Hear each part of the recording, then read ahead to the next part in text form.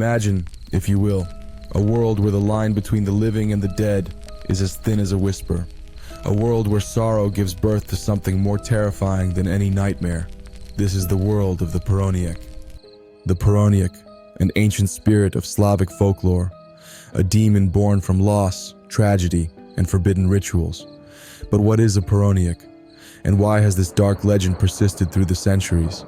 The Poroniec is not a typical demon, but a spirit, an unfulfilled soul. According to Slavic mythology, it is the manifestation of a stillborn child, or even the restless spirit of a baby who died soon after birth, unbaptized and improperly buried. This spirit, unlike others, is born from something that should never have been, a life that was never fully lived, yet full of sorrow and envy.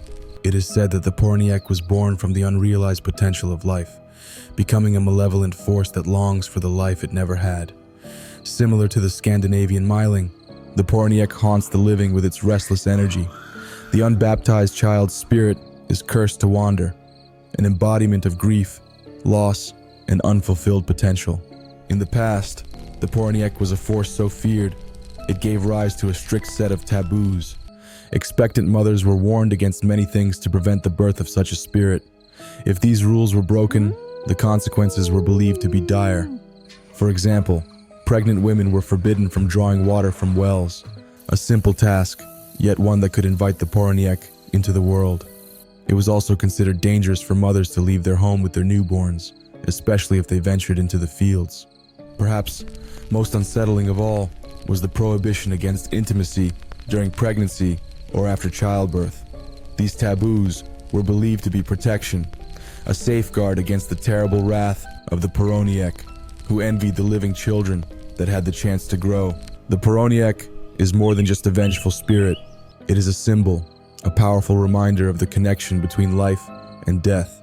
It represents the anguish of untimely loss and the spiritual belief that the soul of a child, denied the chance to live, can never truly rest.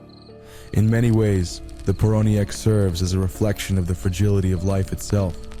In Slavic culture, stillbirths and infant deaths were seen as tragic omens, and the Poroniec embodied the fear of a life not fully lived. It wasn't just the supernatural world that felt the weight of this sorrow.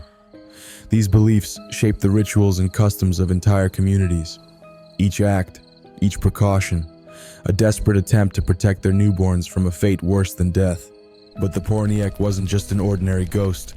It was feared for its immense power. A demon forged from a life that could have been.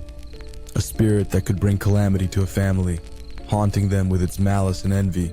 The Poroniec was said to be able to possess the living, turning their lives upside down. A woman or man might find themselves stricken with illness, their house plagued by bad luck, or their crops failing.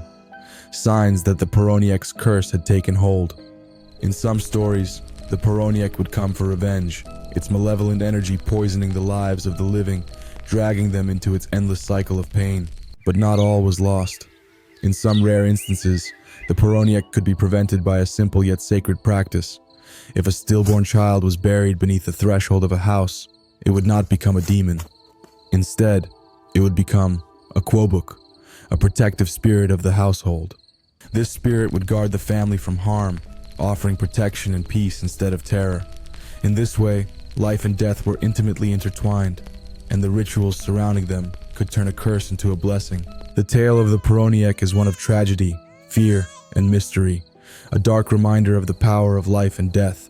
It speaks to the ancient fear of what happens when a life is not allowed to bloom, when the soul of a child is left wandering, searching for a home it can never truly have. In the end, the Poroniec's story is not just a myth.